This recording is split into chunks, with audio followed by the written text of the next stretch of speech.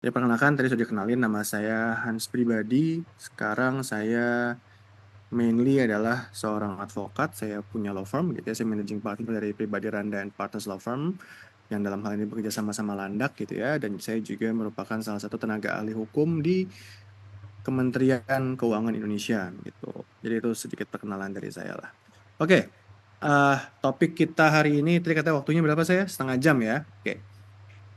Topik kita hari ini kan pengembangan karir profesi hukum, terutama karena saya memang seorang advokat, maka saya ngelihatnya dari sisi saya itu advokat begitu. Oke, next slide-nya. Ini tadi saya ya, basically siapa saya itu udah dikenalin tadi. Terakhir saya S2 pendidikannya di UPH, terus Kementerian Keuangan dan juga punya law firm sendiri. Next.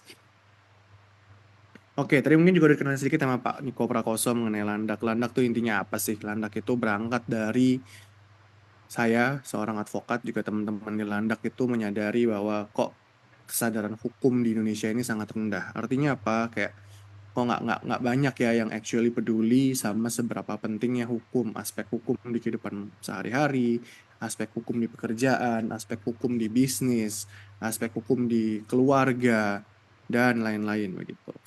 Dan dari sedikit orang yang actually sadar akan hukum, itu aksesnya sulit gitu. Sulitnya apa? Sulitnya untuk mencari akses hukum yang terjangkau. Kalau tanya temen, takutnya sembarangan. Tanya internet, takutnya juga sembarangan. Sementara kalau kita udah dengar kata-kata pengacara begitu ya, seringkali kan diasosiasikan dengan sesuatu yang mahal, sesuatu yang ribet, sesuatu yang hiperbolik lah segala halnya. Nah, makanya saya dan teman-teman di Landak akhirnya bersepakat bahwa ayolah kita buka aksesnya untuk bisa memberikan layanan hukum yang terjangkau dan berkualitas. Makanya berdirilah Landak, sebuah aplikasi gitu. Jadi kalau teman-teman ada yang mau coba lihat, ngecek itu silakan dicek di aplikasi handphonenya Landak, LANDACK. Next. Nah, kita sekarang masuk nih ke materinya ya. Kita masuk ke materinya, kita santai aja, kita nggak usah terlalu serius juga, karena kuliah udah serius gitu kan ya. Sabtu Minggu masa serius lagi. Kita kita happy, di bawah happy aja, karena kalau nggak happy juga percuma. Satu yang harus diapresiasi, teman-teman semua mau hari Sabtu, yang atau sih maunya karena terpaksa atau tugas dari kampus gitu ya, pokoknya sudah hadir di sini untuk join bareng untuk mengetahui lebih lanjut apa sih potensi berkarir di dunia hukum, dalam hal ini advokat begitu. Pertanyaannya yang pertama, siapa sih advokat? Advokat, pengacara, lawyer itu semua sama ya. Kita kalau bicara siapa itu advokat, maka kita balik ke pasal 1 angka 1 Undang-Undang Advokat 18 2003. Advokat adalah orang yang berprofesi memberikan jasa hukum baik di dalam maupun luar pengadilan yang memenuhi persyaratan berdasarkan undang-undang ini. Oke, jadi syaratnya jadi advokat, kitab sucinya jadi advokat itu adanya di Undang-Undang Advokat 18 tahun 2003. Ya, dan advokat tuh nggak harus melulu ngurusin cuman di dalam pengadilan. Advokat tuh bisa di dalam pengadilan, bisa juga di luar pengadilan, dalam hal mediasi, dalam hal legal opinion atau pendapat hukum, memberikan somasi, menjawab somasi, mereview dokumen, membuat surat, membuat perjanjian, dan segala macamnya. Yang pasti dia harus berhubungan dengan jasa hukum dan sudah memenuhi persyaratan berdasarkan Undang-Undang Advokat. Oke, next. Nah, ini organisasi advokat ya. Jadi satu hal elemen yang tidak lepas dari yang namanya profesi advokat adalah organisasi advokat atau OA kita sering bilangnya ya. Dulu mungkin teman-teman sering dengar profesi advokat yang paling terkenal sudah pasti adalah Peradi gitu ya. Tapi sejak suatu kejadian terjadilah bukan perpecahan saya bilangnya ya. Mungkin perbedaan pendapat, selisih pendapat, akhirnya muncullah OA-OA lain atau organisasi advokat lain. Seperti sekarang mungkin yang kalau teman-teman mungkin pernah dengar juga ada yang namanya Pradi Utama, Advokat Indonesia atau IKADIN, Asosiasi Advokat Indonesia atau AAI gitu ya. Dan semuanya ternyata setelah adanya putusan MK itu memang dibolehkan gitu loh, bahwa tidak bisa diartikan dalam organisasi advokat bahwa maaf, dalam undang-undang advokat bahwa OA itu cuma boleh ada satu. Sejauh ini demikian. Begitu ya, makanya bermunculanlah OA-OA yang lain. Yang pasti OA itu baru sah kalau memang diakui oleh Kemenkumham dan mereka bisa mengangkat advokat atau memberikan sumpah melalui pengadilan tinggi. Karena nanti akan saya jelaskan juga eh, bedanya apa sih, perannya OA ini apa di dalam profesi advokat begitu. Nah, mungkin tadi ada yang nanya, sebenarnya advokat itu tadi kan penjelasannya adalah cuma memberikan jasa hukum, gitu kan.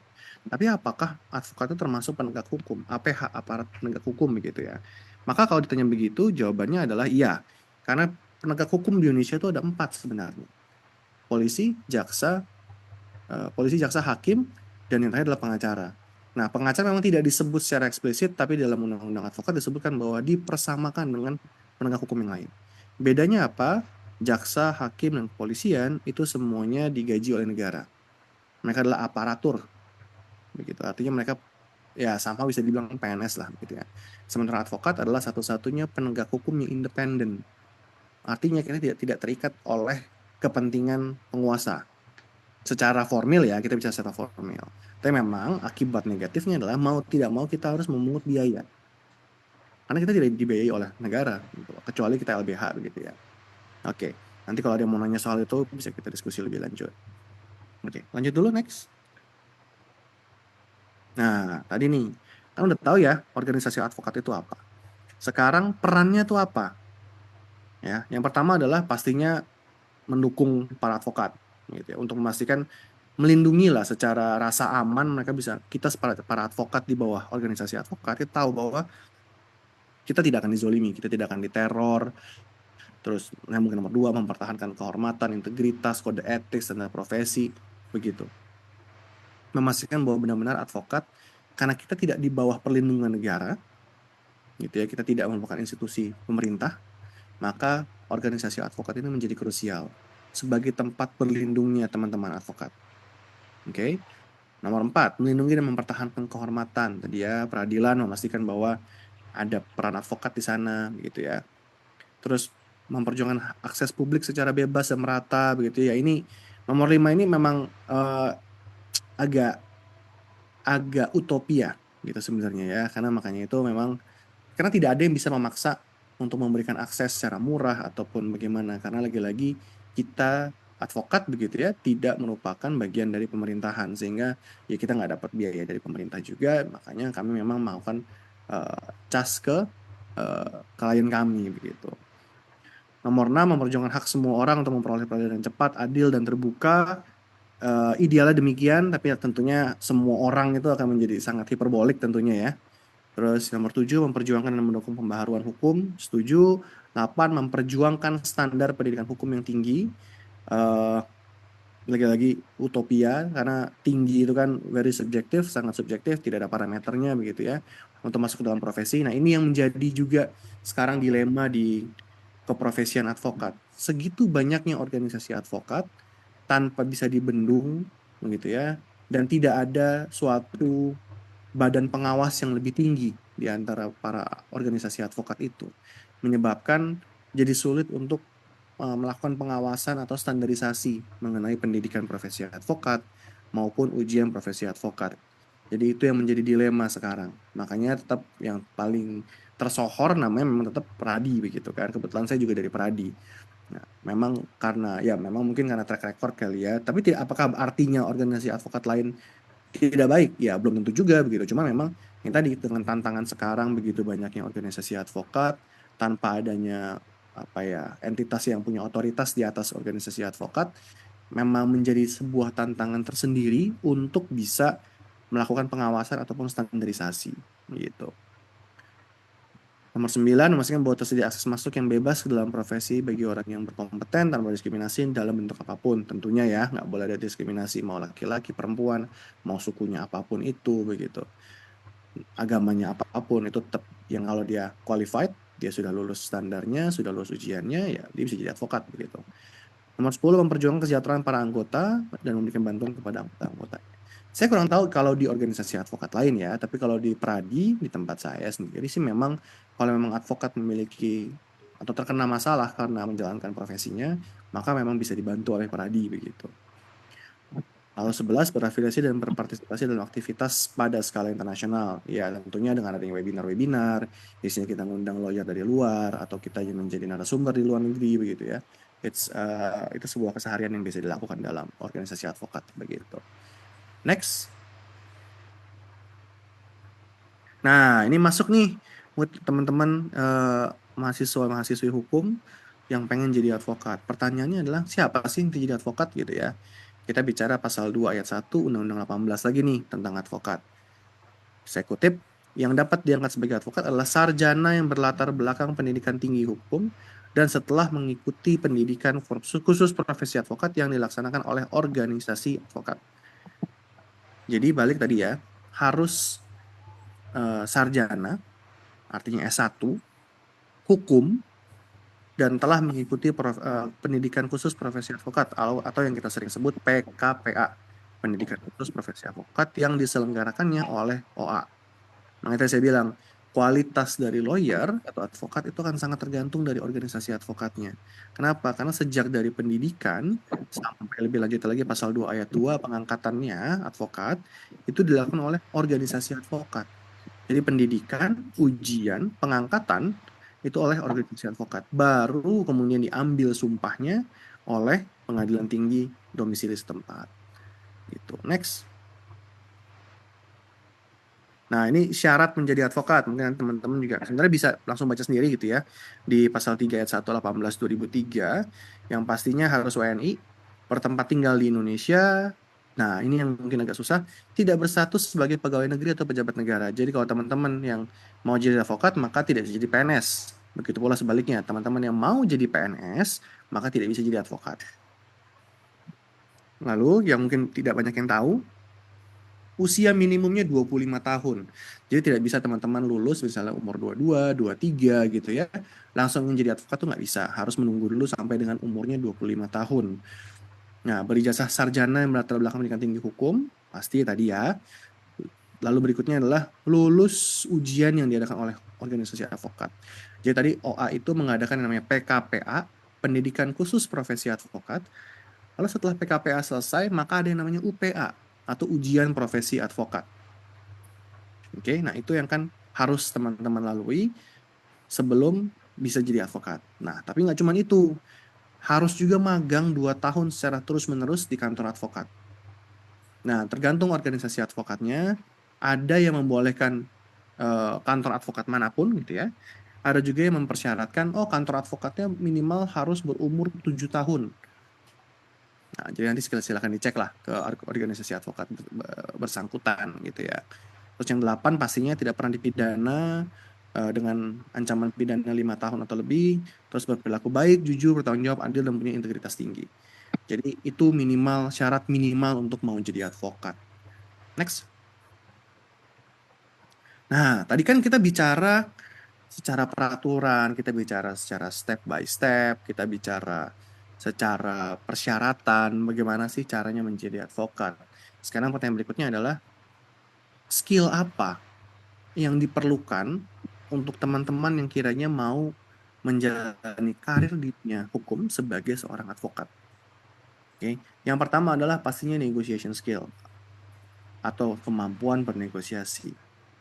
Ya, legal negotiation. Itu artinya apa? Artinya teman-teman harus tahu, harus bisa belajar, harus mau belajar bagaimana caranya membaca gerak tubuh lawan bicara, bagaimana caranya berbicara dengan baik, bagaimana caranya berbicara dengan jelas, bagaimana caranya menyampaikan kepentingan hukum kita dan klien kita secara baik dengan usaha, dengan upaya tetap bisa mencapai apa yang kita inginkan tanpa membuat lawan bicara kita terlalu merasa terintimidasi. Karena kalau terintimidasi, yang ada malah mereka juga gigit balik begitu kan. It's all about negotiation. Mungkin teman-teman sering lihat lah ya berbagai macam advokat TV gitu ya, yang selebriti-selebriti yang ya macam-macam lah, saya nggak mau sebut nama begitu ya. Bagaimana mereka ketika berbicara kadang-kadang terbata-bata, kadang-kadang mungkin tidak jelas pelafalannya, mungkin temponya naik turun begitu ya. Ya, itu kan satu dari sedikit gitu. Cuma kalau nanti teman-teman mungkin ketemu dengan lawyer-lawyer kakap yang dari top 10 law firm di Indonesia, maka teman-teman akan melihat betapa ketika mereka berbicara itu tata bicaranya semua dipilih dengan baik, nomenklaturnya dipilih dengan baik, terus temponya, intonasi, karena itu semua sangat mempengaruhi bagaimana kita merepresentasikan klien kita dalam membela kepentingan hukumnya. Contohnya, misalnya dalam sebuah negosiasi gitu ya, saya pernah punya klien negosiasi pembelian villa di Bali. Oke, mungkin status tanahnya belum di-upgrade, belum SHM begitu ya, tapi harganya minta sekian. Itu kan negosiasi yang alot pastinya, karena nilainya nilai besar begitu. Nah, bagaimana caranya kita bisa mengungkapkan kepentingan klien kita tanpa mengantagoniskan lawan bicara kita. Karena itu jadi penting. Karena biar gimana pun klien kita ini mau beli gitu kan.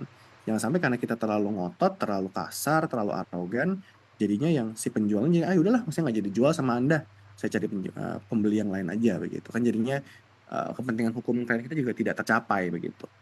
Itu skill yang pertama. Skill yang kedua adalah yang pastinya kemampuan untuk menyelesaikan suatu permasalahan. Jadi kan yang namanya dunia hukum, terutama advokat, yang saya perhatikan, yang saya alami selama 7 tahun ini adalah saya sudah hampir satu dekade lah ya untuk menjadi seorang advokat begitu. Cuman yang saya lihat selama ini, saya amati, memang orang Indonesia ini karena kesadaran hukumnya masih tidak terlalu tinggi gitu ya. Mereka melihat hukum itu seperti pemadam kebakaran. Jadi kalau sudah ada masalah, baru mereka akan cari advokat. Kalau sudah ketemu tembok begitu ya, baru mereka akan cari advokat. Makanya menjadi sangat penting adalah bagi para advokat untuk bisa pastinya melihat permasalahan hukum begitu, lalu menganalisanya dengan cara memotong-motong, membedah begitu ya, unsur-unsur dalam permasalahan tersebut, lalu memberikan solusi yang tepat. Kalaupun tidak bisa memberikan solusi, artinya tidak bisa saklek, oh solusinya hanya satu ini begitu ya, maka pastikan kita memberikan opsi-opsi kepada klien, misalnya opsi 1-5 atau 1-3 begitu ya, dengan memberikan positif dan negatif dari setiap opsi tersebut. Contohnya, oh permasalahannya A begitu. Lalu ketika saya bedah, pilihan opsinya ada 3. Masing-masing ada positifnya, ada negatifnya. Ada pros, ada cons-nya begitu ya. Maka saya akan, tugasnya advokat adalah memberitahukan kepada klien bahwa kayak Bapak, Ibu gitu ya, atas permasalahan Bapak Ibu, opsinya ada 3 solusinya. 1, 2, 3. Opsi 1 ini benefitsnya 1, 2, 3, tapi resikonya ada di mana. Begitu pula untuk nomor 2, nomor 3. Maka tugasnya advokat adalah memastikan klien kita ketika mengambil keputusan dalam upayanya untuk menyelesaikan suatu permasalahan, itu adalah well-informed decision. Artinya keputusan yang diambil atas jumlah informasi yang cukup, atau informasi yang diambil yang didasari pada informasi atau keterangan yang cukup. Jadi jangan sampai mereka beli kucing dalam karung, intinya gitu ya. Lalu yang ketiga adalah kemampuan memberikan nasihat atau pendapat hukum. Tentunya beda ya, kita nanya ke teman yang mungkin profesinya bukan advokat, kita tanya ke Google dan segala macam. Ketika kita memberikan nasihat atau pendapat hukum, maka tentunya kita tidak boleh cuma bilang, oh ya, laporin aja. Ini gimana, saya lagi galau nih, oh ya laporin aja, oh ya udah gugat aja, oh ya udah sini kita gugat, ya udah sini kita laporin polisi. Itu bukan nasihat atau pendapat hukum namanya. Ketika kita bicara pendapat hukum atau nasihat hukum, maka tadi unsurnya adalah analisa dulu masalahnya apa, oke. Lalu yang tujuan dari klien itu apa? Karena ya kita sebelum kasih tahu kendaraannya pakai apa, dalam hal ini metodenya berarti gitu ya, penyelesaian masalah hukum, kita harus tahu dulu klien kita mau kemana. Sama kayak kita kalau naik angkot atau kendaraan umum lah gitu ya, dari Jakarta mau ke Surabaya gitu ya, tentunya akan beda, jalurnya akan beda, angkutannya kalau dari Malang mau ke Bandung sama Jakarta ke Surabaya, ya kan? Berarti untuk tahu itu kita harus tahu di mana titik mulainya, dalam hal ini permasalahannya apa, di mana titik akhirnya, dalam hal ini apa yang mau dituju sama klien kita, dan seberapa cepat atau seberapa apa yang dia ingin lakukan dalam prosesnya. Contoh, misalnya ada kasus penipuan online lah gitu ya.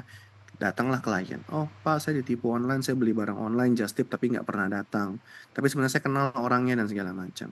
Maka pertanyaan yang seorang advokat atau konsultan hukum yang baik, instead of atau daripada dia langsung bilang, ya udah kita laporin, saya bisa bantu gitu ya.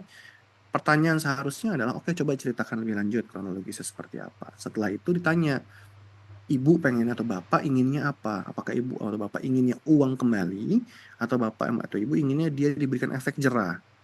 Karena kalau uang kembali, maka mungkin polisi bukanlah jalan yang tepat, laporan polisi. Mungkin jalan yang tepat adalah misalnya negosiasi, datengin ngobrol baik-baik. Kalau memang masih nggak bisa, kita gugat perdata, misalnya begitu ya. Cuma kalau emang ibu maunya memberikan efek jerah, ya mungkin polisi adalah jalan yang tepat. Begitu. Jadi tergantung klien kita maunya apa. Oke, dan semuanya itu pasti punya resiko hukumnya masing-masing. Yang berikutnya, legal atau hukum itu tidak hanya soal bicara, tidak hanya soal mulut koar-koar, tidak hanya soal petantang-petenteng secara bahasa di mulut lisan begitu ya, tapi yang paling tidak kalah pentingnya yang secara formal adalah kemampuan legal drafting. Artinya menuangkan apa yang kita tahu, apa yang klien kita butuhkan, apa yang tersinkronisasi dengan peraturan, bagaimana itu semua dituangkan dalam suatu dokumen dengan format yang baik, dengan bahasa yang baik, dengan bahasa yang tidak ambigu, dengan bahasa yang tidak memiliki multitafsir, sehingga betul-betul apa yang kita tuangkan ke dalam dokumen itu adalah memang merepresentasikan apa yang diinginkan atau dibutuhkan dari klien kita. Ya, dan itu tidak semudah dibayangkan gitu, bahwa bahasa itu harus betul-betul diperhatikan. Karena kalau cuma petantang-petenteng bicara-bicara doang, ya itu nggak perlu advokat begitu loh. Ya, banyak yang bisa kok, teriak-teriak doang itu banyak yang bisa. Tapi kemampuan legal drafting memang tidak boleh sembarangan juga diremehkan begitu.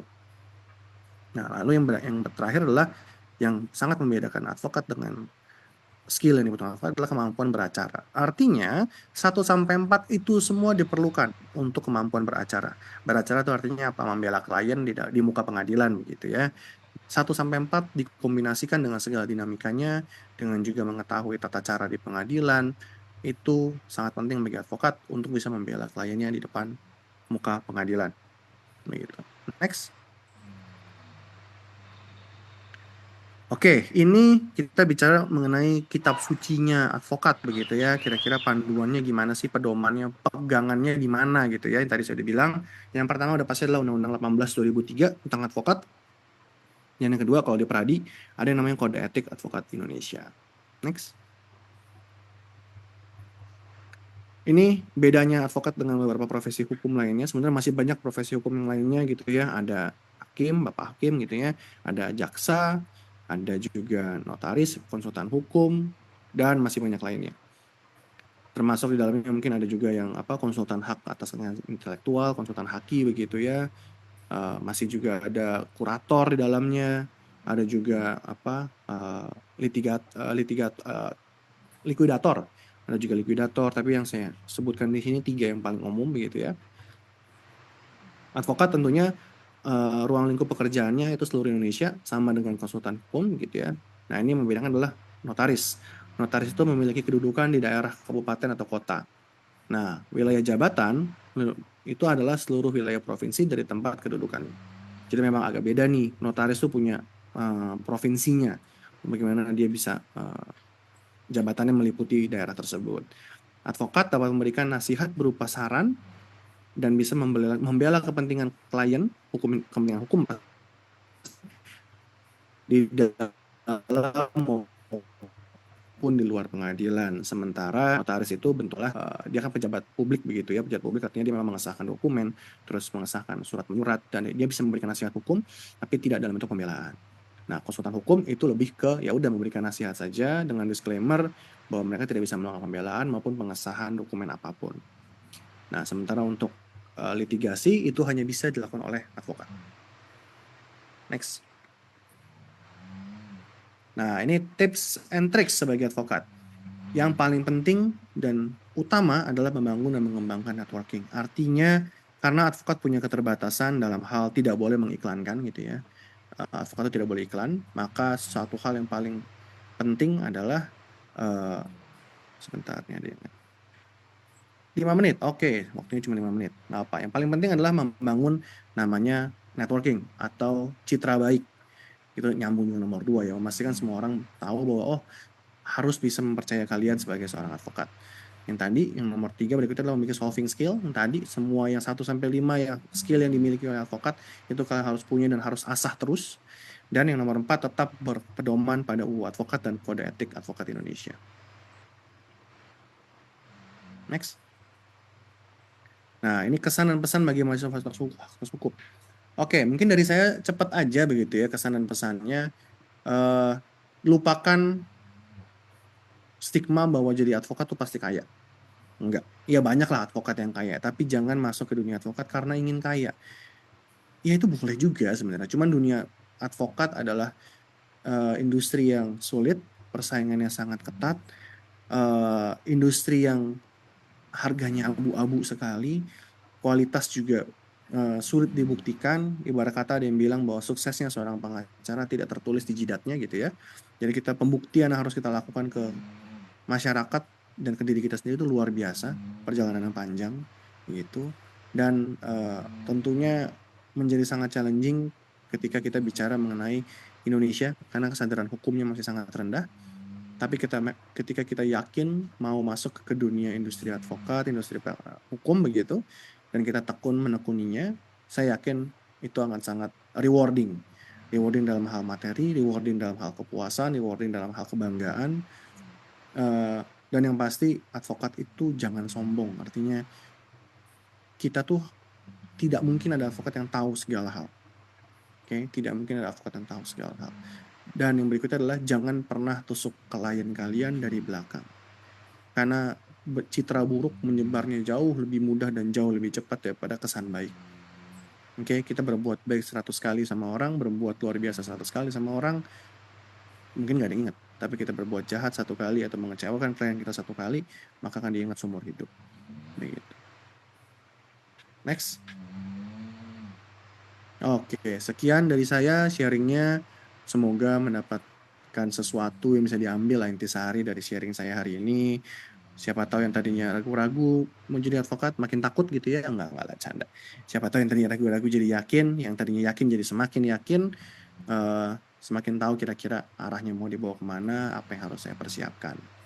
Baik, silakan untuk Saudari Rizka Adila untuk menyampaikan pertanyaannya dan ditujukan kepada siapa.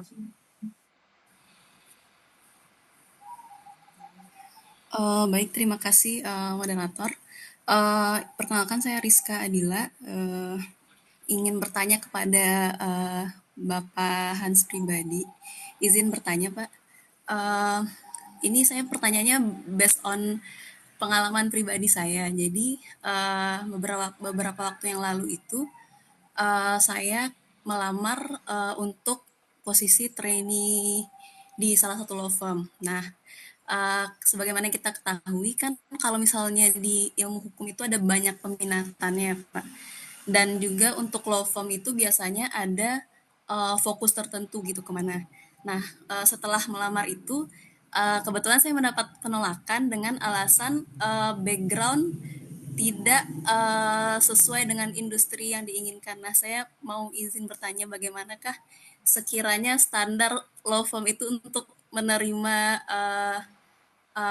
trainee atau intern gitu Pak? Apakah harus sesuai dengan peminatan ketika kuliah atau bagaimana? Dan mungkin ada tips dan trik dari Bapak sekiranya untuk teman-teman yang berminat untuk apply sebagai trainee di law firm begitu Pak. Terima kasih banyak Pak. Oke, saya coba jawab ya. Pertama, nggak ada standarnya masalahnya. Jadi nggak ada yang pernah bikin standar seperti apa sih trainee yang dicari sama suatu law firm gitu. Semuanya bergantung sama tentunya seperti apa yang dibutuhkan oleh mungkin managing partnernya, mungkin partnernya dan skala dari law firmnya sendiri. Mungkin kalau ada law firm yang sangat spesifik, misalnya memang mereka law firm yang sangat spesifik di bidang ketenaga kerjaan, lalu ketika disandingkan dengan kandidat lain ternyata uh, mbaknya itu mungkin fokusnya lebih ke misalnya hukum pidana gitu ya, sementara ada kandidat lain yang memang skripsinya mengenai ketenaga kerjaan atau perdata atau mungkin yang lebih cocok, yaitu mungkin salah satu alasan kenapa mungkin yang pihak itu yang dipilih. Cuma ternyata tips and triknya apa? eh Satu, saya bukan orang HRD sih sebenarnya gitu ya. Jadi kalau saya sendiri sebagai managing partner, saya nyarinya apa yang saya cari di intern saya, itu mungkin lebih, kalau saya lebih suka orang yang punya pemikiran logiknya jalan, terus tahu cara berargumen, way of thinkingnya runut begitu, dan secara basic hukum dia tahu gitu.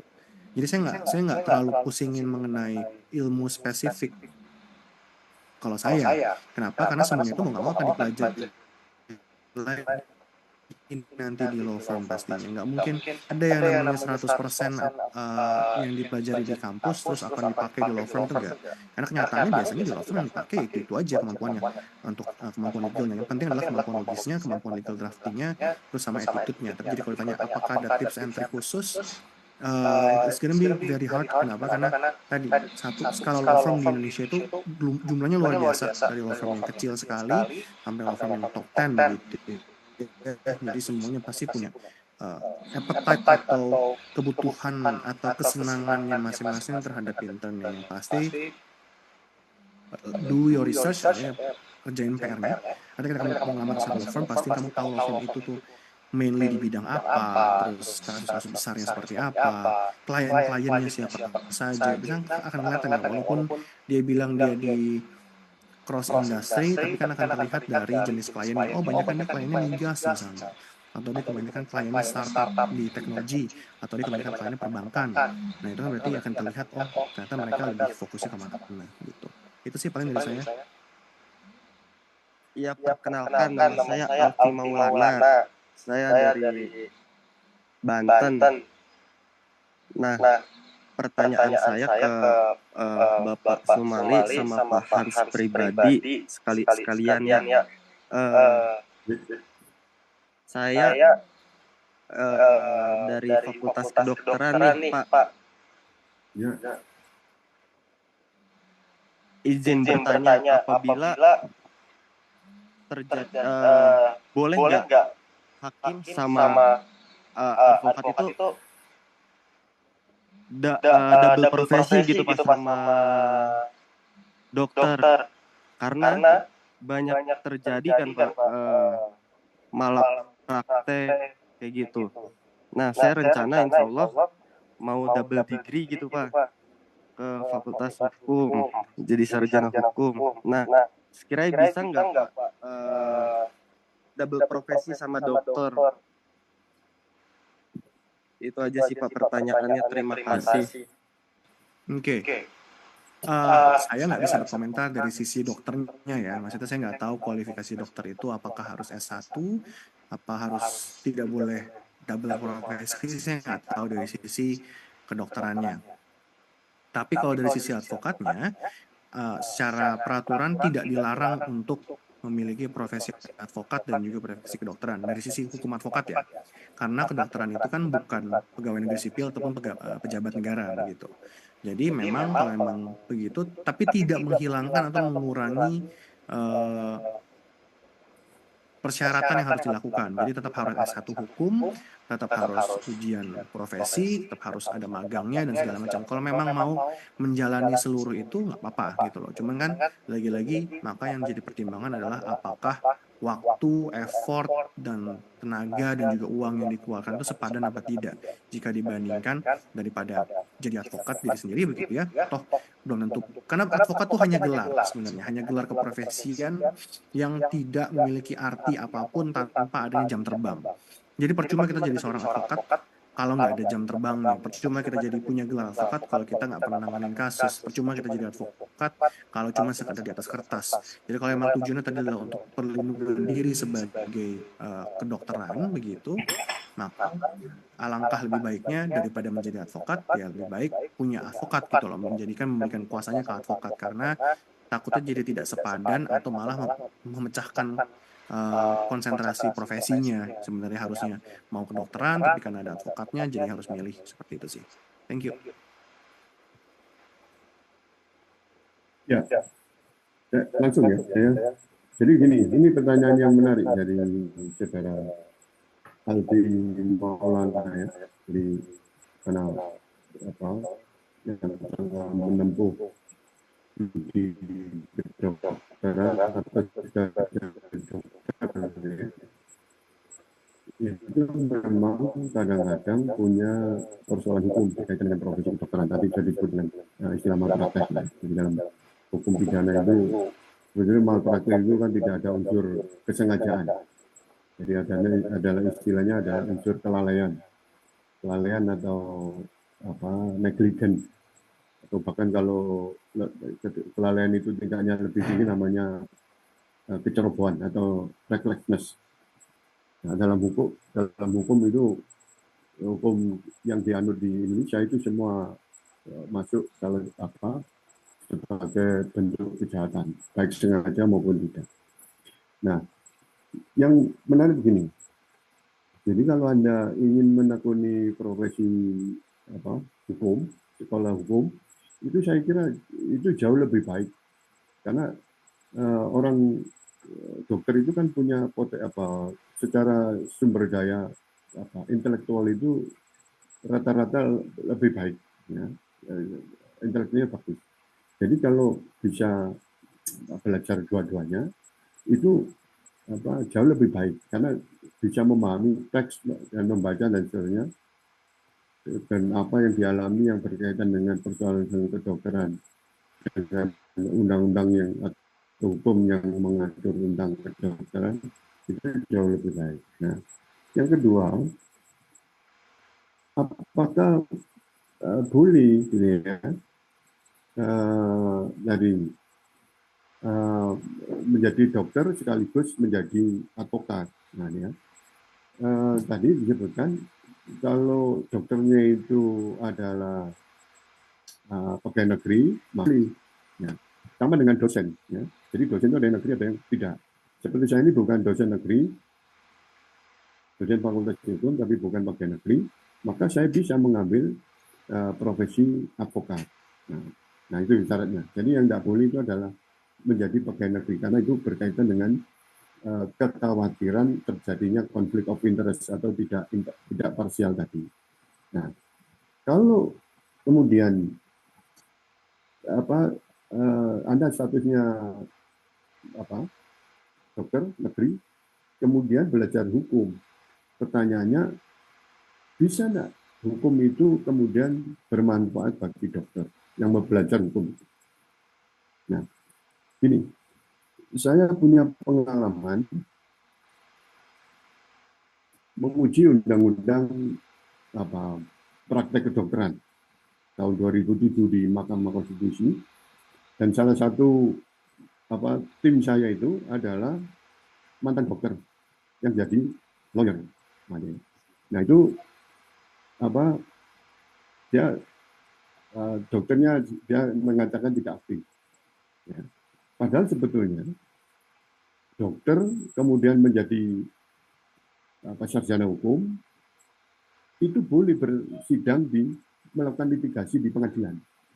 Nah, jadi dokter yang belajar hukum ya, itu boleh membela persoalannya sendiri atau membela orang lain di pengadilan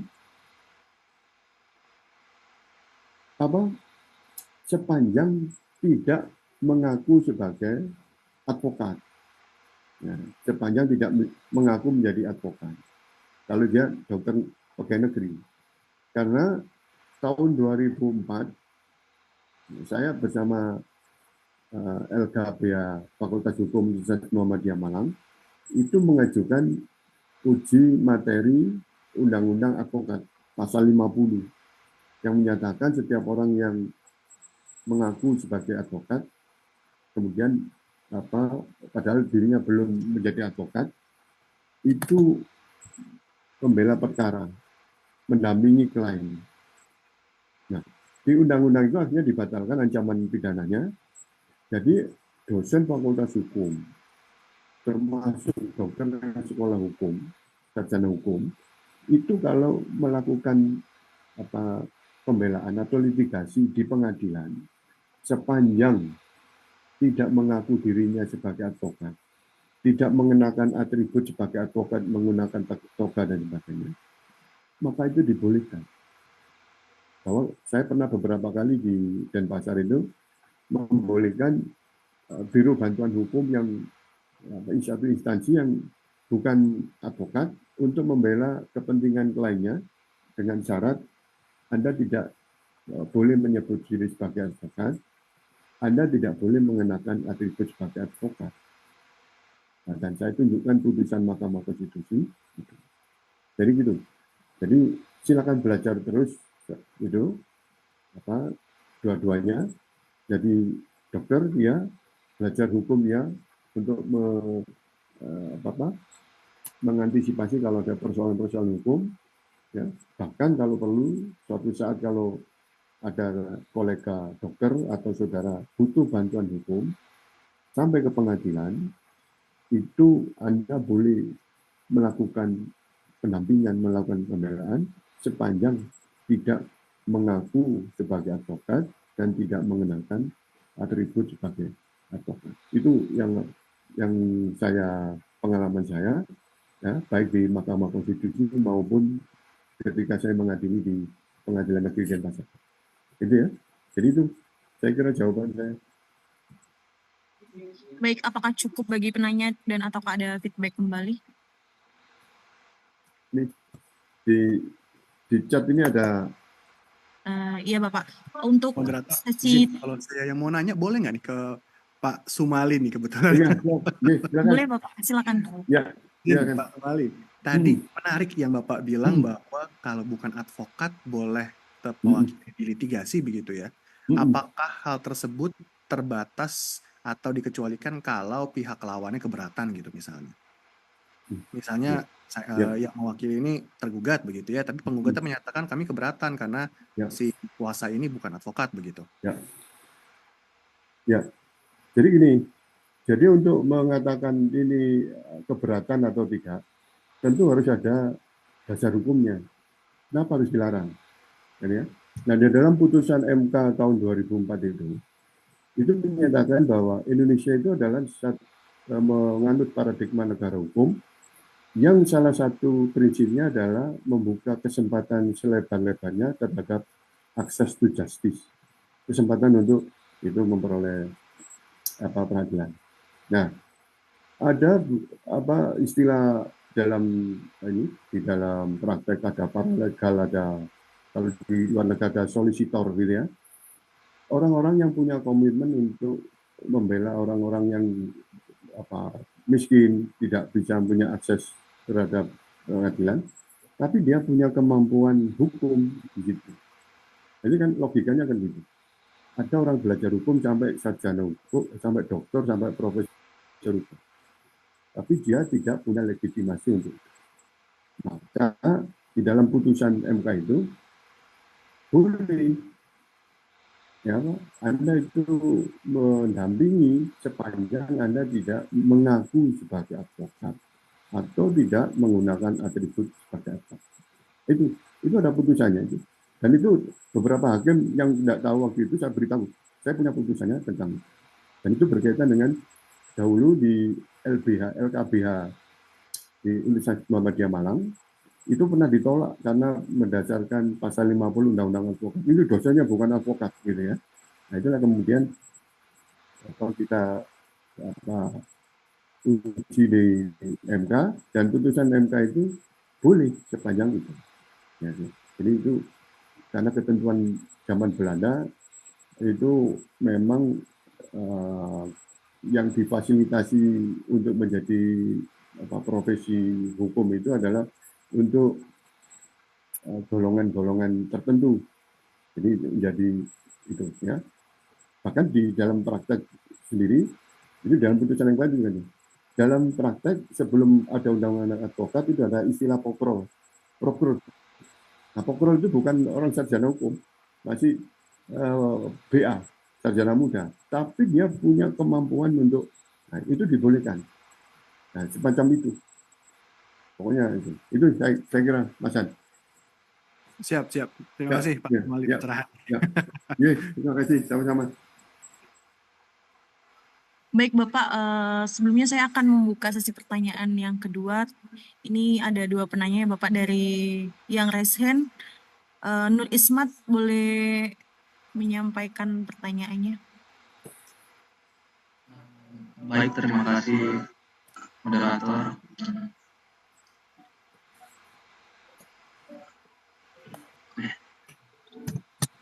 Saya izin bertanya, pertanyaan saya simpel saja.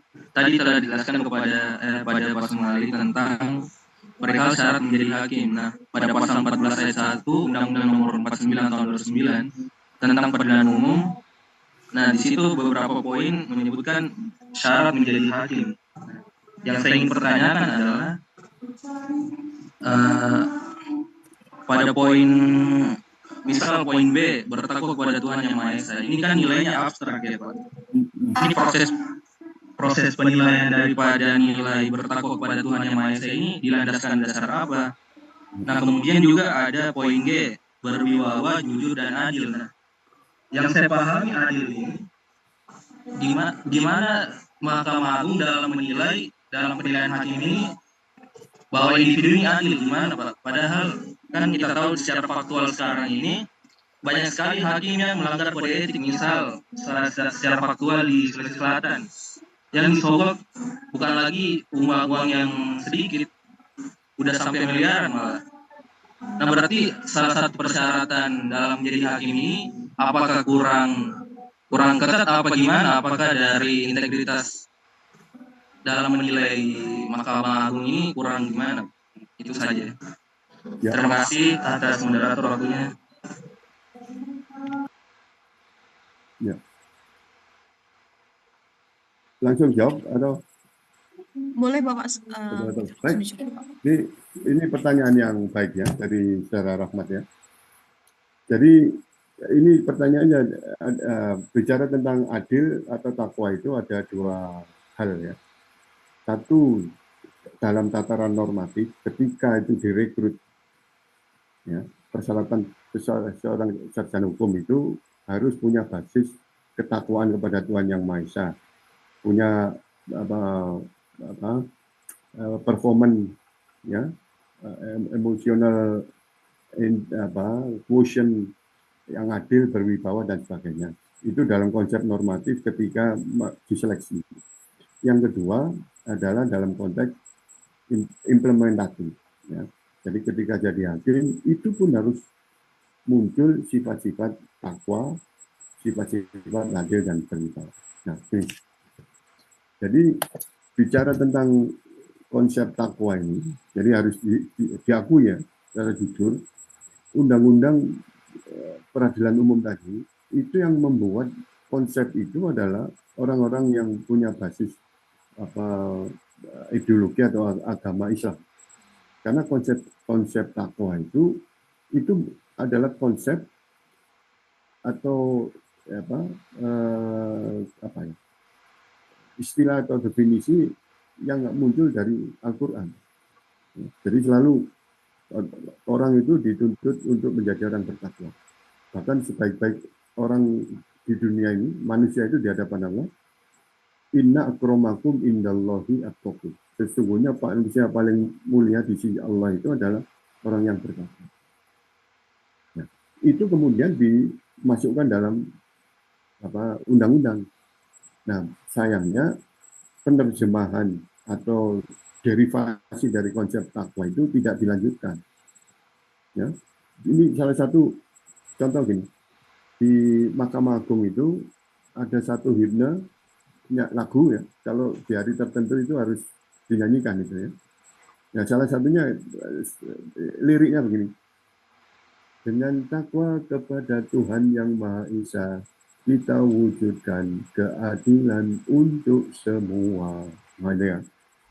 Itu secara sadar itu dinyanyikan gitu ya. Cuma persoalannya apa yang dimaksud takwa itu? Hakim itu bermacam-macam. Ada yang dari Bali, ada yang dari Papua, dari Ternate, yang agamanya non-Muslim. Kalau ditanya apa takwa itu, mereka tidak tahu. Ya, jadi konsep takwa itu memang harus dielaborasi, diterjemahkan. Ya, jadi kalau takwa itu dalam Quran itu intinya banyak gitu ya. Syarat ciri-ciri orang bertakwa. Salah satunya kalau dalam surat Al-Baqarah itu percaya kepada Allah, kepada yang gaib, ya, melakukan sholat, menjalankan zakat, kemudian mempercayai kitab-kitab, tidak gampang marah di dalam surat Al-Imran, ya. alladzina yunfikuna fisyarra wad-dharra. Orang yang mampu berderma di musim susah maupun dalam waktu lama. Wal kadhiminal ghaidha, dan dia mampu menahan marah. Wal afina anin nas. Orang itu mampu memberi maaf. Dan walladzina idza fa'alu fahisatan aw dzalamu anfusahum zakarullahu li anfusihim. Ya. Apabila dia berbuat tidak baik, keji, mungkar, maka dia cepat-cepat ingat tobat dan tidak mengulang lagi. Itu konsep-konsep takwa itu seperti di Quran itu. Cuma di dalam peraturan hukum positif itu tidak pernah ditanyakan. Tidak pernah diatur lebih detail. Ya. Sama dengan istilah untuk menjatuhkan presiden impeachment, salah satu alasannya adalah perbuatan tercela. Apa yang dimaksud dengan perbuatan tercela? Secara normatif, secara etik, itu orang mesti tahu. Ya. Tidak boleh cawe-cawe dan macam-macam gitu. Tidak fair kan. Tapi karena itu belum dielaborasi dalam satu undang-undang, itu menjadi sesuatu yang sifatnya tidak pasti, tidak kepastian itu. Nah, ya. Tapi itu konsep yang penting. Nah, itu menjadi hakim itu memang harus takut. Nah, sekarang bagaimana dalam mensyaratkan proses seleksi lulusan sarjana hukum itu punya sifat takwa atau adil, berwibawa? Nah, ini adalah mekanisme proses rekrutmen, seleksi. Biasanya Mahkamah Agung itu menyeleksi calon-calon hakim itu tidak semata-mata berbasis orang-orang hukum semata. Tapi biasanya Mahkamah Agung itu bekerja sama dengan lembaga-lembaga yang punya mekanisme penyeleksian untuk bisa mengatur sejauh mana ya tingkat keberagamaan, tingkat kejujuran, tingkat keadilan, itu biasanya ada lembaga semacam lembaga psikologi atau lembaga yang berkaitan dengan bagaimana dari tes, dari pertanyaan itu bisa mengungkapkan orang ini jujur, orang ini tidak suka marah, orang ini baik ketika dia menjalani proses seleksi itu muncul sifat-sifat seperti itu. Walaupun nanti ketika sudah terseleksi, ya dia dianggap bertakwa, dia dianggap adil, itu kemudian di perjalanan menekuni profesi hakim itu dia ternyata tidak takwa, ternyata tidak adil, dia tergoda oleh itu lain soal. Tapi yang pasti di dalam proses seleksi itu ada Mahkamah Agung itu memanfaatkan atau kerjasama dengan lembaga-lembaga yang bisa melakukan fit ya and proper. Fit itu kemampuan, proper itu kepantasan, kelayakan dari sifat perilaku akhlaknya itu. Nah itu. Jadi itu beberapa kali saya pernah ikut seleksi hakim agung atau seleksi di komisi judisial, itu ada tidak hanya tes tapi juga wawancara bagaimana tentang perilaku sehari-hari. Di samping rekam jejak masing-masing calon itu juga di tracking. Anda itu informasinya katanya pernah terima sesuatu, itu bagian dari untuk mengetahui apakah orang ini takwa atau jujur atau apa. Ya saya kira itu jawabannya, Mas Rahmat. Ya, sementara itu. Baik, bagi penanya apakah sudah cukup ataukah ada feedback? Terima kasih Pak atas jawabannya, saya rasa cukup moderator. Ya, terima kasih. Baik Bapak, izin untuk membacakan pertanyaan terakhir yang ada di chat. Penanya bernama Prima Ardian Putra. dari FHUB Universitas Brawijaya bertanyakan apakah terdapat batasan etis dalam penggunaan strategi hukum dalam memenangkan kasus klien, terutama jika strategi yang digunakan ini merugikan pihak lawan. Mungkin bisa langsung dijawab, Bapak. Oke, mungkin saya jawab ya, tentu jawab. Kalau ditanya batasan etis ya tentunya tidak boleh melanggar hukum dalam apapun itulah, berstrategi atau apapun. Kalau ditanya apakah merugikan, eh karena merugikan itu kan suatu hal yang sangat subjektif ya, bukan sesuatu yang objektif. Merugikan itu artinya kan bisa jadi misalnya tergugat dengan penggugat begitu ya, saling ada kepentingannya masing-masing. Yang satu minta ganti kerugian 1 triliun misalnya, sementara tergugat merasa oh yang layak hanya 500 miliar begitu misalnya. Nah, terus apakah berstrategi? Selama strategi yang dilakukan itu tidak melanggar undang-undang, tidak melanggar peraturan perundang-undangan yang ada, dan juga tidak melanggar kode etik advokat misalnya, tidak dengan membocorkan rahasia, tidak dengan melakukan pengancaman, tidak dengan melakukan manipulasi, tidak dengan melakukan pemalsuan dokumen, penghilangan dokumen, dan segala macam lainnya, maka ya itu masih sah-sah saja begitu. Dan juga tentunya tidak dengan misalnya bekerja sama dengan bersekongkol gitu misalnya dengan advokat lawan. Ini salah satu yang beberapa kali lah saya temui juga adalah misalnya advokat atau pengacara tergugat dan pengacara penggugat, kebetulan salah satu pihaknya lebih kaya jauh begitu ya. Lalu si penggugat bilang, udah tergugat, ke pengacara tergugat bilang, udah kau kalahkan aja klienmu lah. Nanti kau akan dikasih lebih banyak dari klienku begitu misalnya.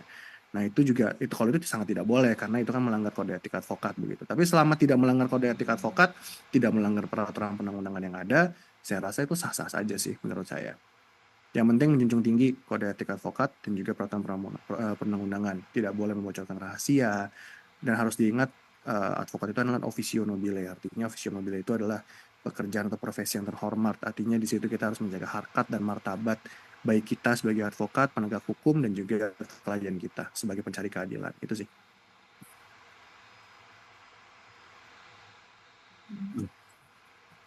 Ya, mungkin saya ikut nambah sedikit karena saya juga saat ini masih aktif itu kan kartu advokat saya itu ya. Jadi ini termasuk ya sekitar 6 bulan yang lalu saya ikut jadi majelis ini kehormatan kode etik ya. Ada advokat yang dilaporkan oleh oleh pihak ya, salah satunya pelanggaran kode etik. Tapi waktu itu tidak sampai berlanjut karena dicabut. Jadi memang gini, persoalan advokat itu ya di Indonesia itu kan ada satu ini menurut saya hal yang kadang jarang dibicarakan sehingga perilaku-perilaku atau perbuatan yang melanggar kode etik sebagaimana tadi disebutkan ya, bersekongkolan dengan pihak lawan atau ya tadi macam-macam, dan ada beberapa advokat yang sekelas Uto siapa itu yang di Jakarta itu yang kena suap itu ya, Ojek Galigis Pak. ya Ojek Galigis itu tidak hanya advokat ya, hakim juga banyak kena kasus korupsi. Itu persoalan-persoalan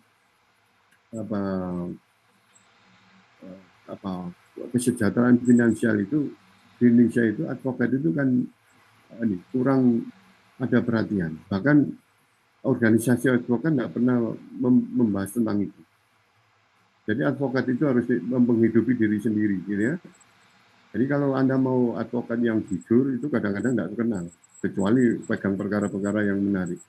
Tapi kalau jujur terus tidak ada menangani pro deo terus pro bono ini, nah bagaimana bisa eksis gitu? Padahal artinya itu yang saya kira menjadi persoalan utama. Ya, bagaimana advokat yang banyak doktor hukum ya itu untuk membuat akta otentik itu tidak boleh, tidak diberi kewenangan. Sementara itu yang notaris yang S2 itu boleh gitu. Itu kan sesuatu hal yang tidak ini. Harusnya nanti organisasi advokat itu bagaimana bisa memperoleh jaminan kesejahteraan penghasilan gitu ya, yang itu ini bicara tentang advokat secara umum ya, bukan advokat yang sudah eksis, yang mapan gitu. Karena dia kalau sudah menangani corporate, jadi corporate lawyer itu insya Allah itu tidak ada kesulitan terhadap itu. Tapi bagaimana secara umum ya, itu yang saya kira itu. Jadi saya pernah ke Malaysia itu, advokat itu diberdayakan, misalnya begini, salah satunya kalau orang buat kontrak perjanjian sewa beli rumah, jual sewa kendaraan atau apa, itu membuat akta otentik itu harus melibatkan advokat misalnya, dan dari situ ada fee, ada apa, dan itu yang banyak terjadi. Nah, sementara di kita tidak ada. Negara hanya Anda sebagai penegak hukum tapi tidak pernah difasilitasi bagaimana. Itu yang menjadi itu. Ya. Yang sudah ada gajinya aja berbuat tidak baik ya. Hakim kan gajinya sudah ini. Tapi masih banyak hakim itu kalau lihat advokat pegang perkara bagus itu waduh, itu advokatnya beruntung itu dapat klien yang bagus. Nah itu ada sedikit itu. Ya. Jadi artinya di dalam profesi advokat itu harus dipikirkan itu, jangan sampai lembaga hukum, penegak hukum yang lain itu punya jaminan itu, ya. Itu sedikit dari sekarang tekuni profesi advokat, walaupun saya tidak ini, saya hanya pilih-pilih yang nanti ini, ya, betul-betul gitu. Bukan pilih-pilih yang kaya, bukan pilih-pilih yang itu ya, bukan yang menanda. Pilih yang secara fisik saya itu mampu untuk menangani itu aja, karena usia sudah kepala 6 lebih ini ya. Jadi kalau harus keluar daerah itu agak mikir tentang kesehatan. Saya kira itu. Terima kasih Mas Han ya, sama-sama ini. Setuju saya Pak, Mas Suma, Pak. Saya kira itu. Kesejahteraan, saya setuju. Ya.